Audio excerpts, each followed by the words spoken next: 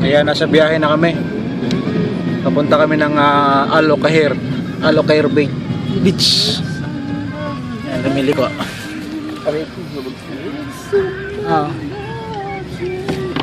Kaway naman kayo dyan.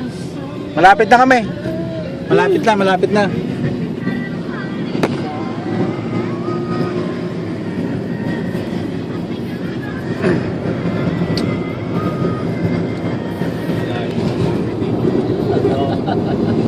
Sa amin, tapos.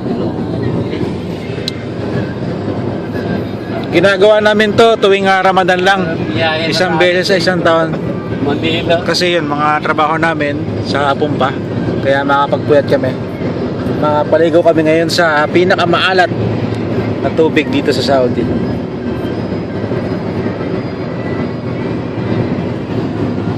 Yung driver nga namin, ayun, si SPO4. At ang ating konduktor, si SPO1. Sarap na. At isang stewardess. 180 ang takbo namin, 180. Tuloy ka, pre. Nauna na po yung unahan pa konti. Sige lang, unahan pa lang po. Dito na yata kami bumaba. Dito kayo bumaba? Oo. Ayun yung mga puno eh. Ayun yung cottage eh. Oh. Ayun, dyan. Mapet, hindi tayo diretso. Baba tayo doon. Oo. Oo, yun. Daan yan eh. Sundan mo lang bro. Tama tayo. Ayun. Yan, bababa kami dyan. Pupunta na kami sa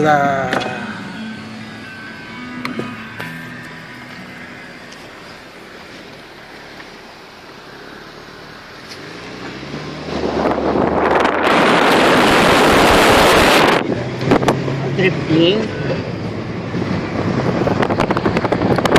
ang takbo namin. Kanan kaliwa. Diretso. Maliligaw ka po dito.